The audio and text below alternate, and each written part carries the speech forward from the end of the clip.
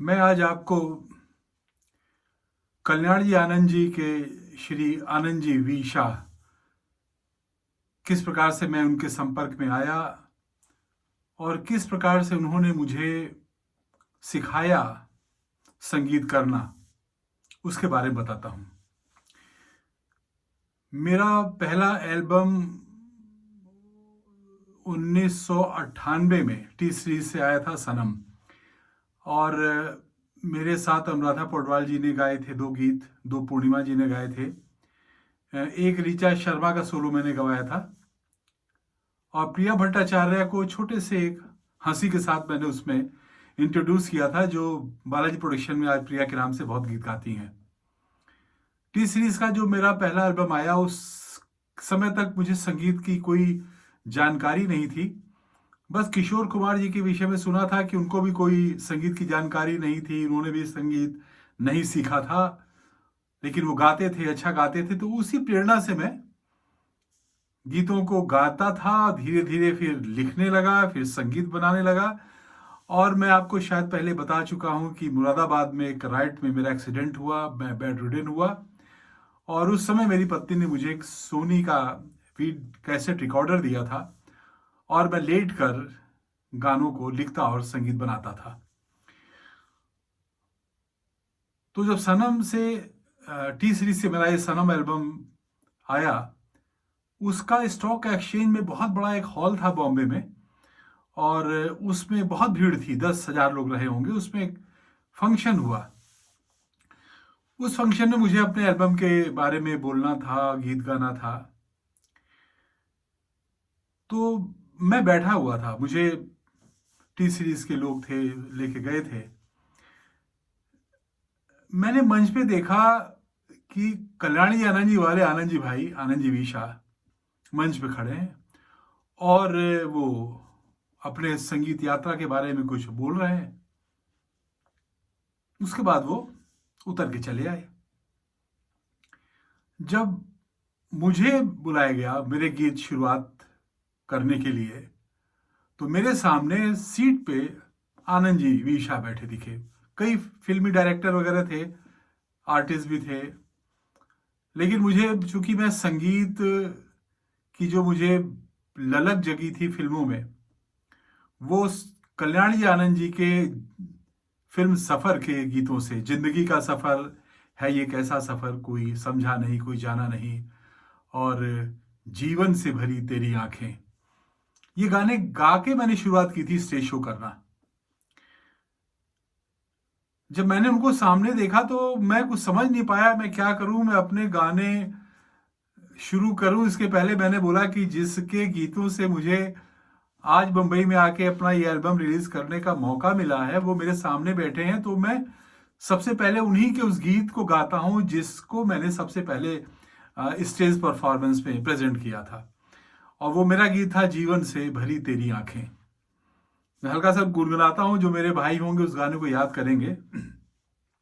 मैं आज अपने रिकॉर्डिंग स्टूडियो में बैठा हूं और आनंद जी को याद कर रहा हूं कि मेरी संगीत यात्रा, जो प्रोफेशनल संगीत यात्रा वो चाहते थे, उस दिशा में मुझे लाए कैसे, उन्हीं को याद करके आज मैं अपने स्टूडियो में बैठा हूं। जीवन से भरी तेरी आंखें मजबूर करें जीने के लिए, जीने के लिए सागर भी तरसते रहते हैं, तेरे रूप का रस पीने के लिए, पीने के लिए जीवन से भरी तेरी आंखें। ये मैंने गीत गाया और खत्म हुआ। उसके बाद फिर दूसरा गीत, पूछिए मत, कई गाने में उनके गाता गया। और सबसे अच्छा ये था कि जो ऑर्केस्ट्रा था मेरे साथ, उस ऑर्केस्ट्रा को लीड कर रहे थे आनंद जी वी शाह के बड़े बेटे, छोटे बेटे हरीश शाह। हरीश शाह विजू शाह के रियल कजन है। कल्याण जी भाई के बड़े बेटे विजू शाह थे और उनकी एक दो फिल्में आ चुकी थी और हरीश शाह की उस समय कोई फिल्म नहीं आई थी। तो वो कल्याण जी आनंद जी के ऑर्केस्ट्रा को लीड कर रहे थे, और जो इंस्ट्रूमेंट प्लेयर थे वो सारे के सारे वही थे जिन्होंने सफर के गीतों को बनाया था या बजाया था जो। तो ऑर्केस्ट्रा इतना बढ़िया था जिससे लग रहा था कि पूरा ट्रैक चल रहा है गीत का। मुझे बड़ा मजा आया और मैं गाना गाता गया।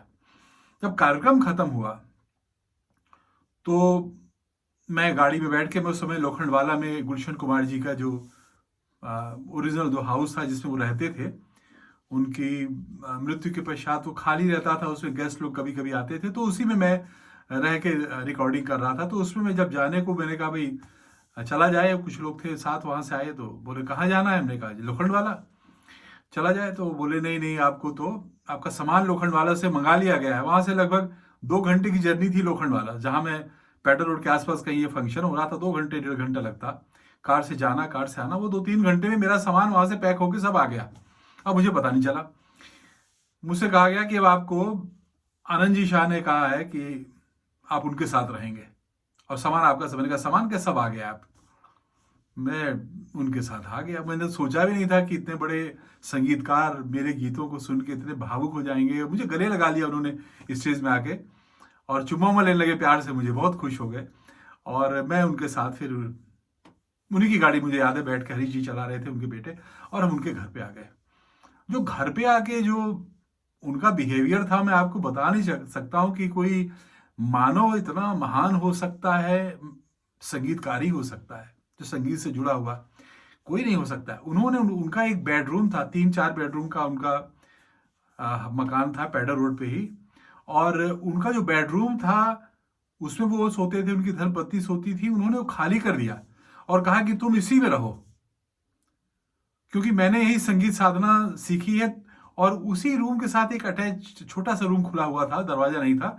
उसमें उनके सारे पुराने रिकॉर्डेड स्पूल थे, जो रिकॉर्ड होते थे, स्पूल होते थे जिसमें टेप, और उसमें पंखा छोटा सा लगा हुआ चलता रहता था। मुझे बताया कि मैं इसको रात भर 24 घंटे पंखा चलाता हूँ, क्योंकि बॉम्बे में मॉइस्चर बहुत होता है, तो इसमें फंगस लग सकता है, तो स्पूल खराब हो सकते हैं, इसलिए चलता रहता है हमेशा। साहब, मैं तो अभिभूत हो गया। 7 दिन तक मुझे उन्होंने रोके रखा, और वहां से फिर घर से मेरी बात कराई, और क्या क्या कहा मैं क्या बताऊं आपको। मुझे बोले चले आ, तुम बॉम्बे नौकरी को छोड़े, तुम बॉम्बे आओ, मेरे साथ आओ। और उन्होंने रात में, मुझे याद है कि रोज हम लोग जब कभी फंक्शन वगैरह होता था उनके साथ में जाता था, जब फंक्शन वगैरह नहीं होता था तो रात भर हम लोग बैठ के गाने सुनते थे। मैं उनको अपने लिखे हुए बनाए गाना सुनाता था, वो अपने रिलीज सॉन्ग सुनाया करते थे मुझको। और रात में हम लोग, उस समय आम का सीजन था, अल्फेंसो मैंगो उनकी पत्नी जो थी बड़ी प्रेमी थी, वो मैंगो का पना बना के रख देती थी फ्रीज में, कई तरीके के, कई फ्लेवर के। हम लोग रात में वही मैंगो पिया करते थे, पना पिया, मीठे आम का, अल्फेंसो का। ऐसी 7 दिन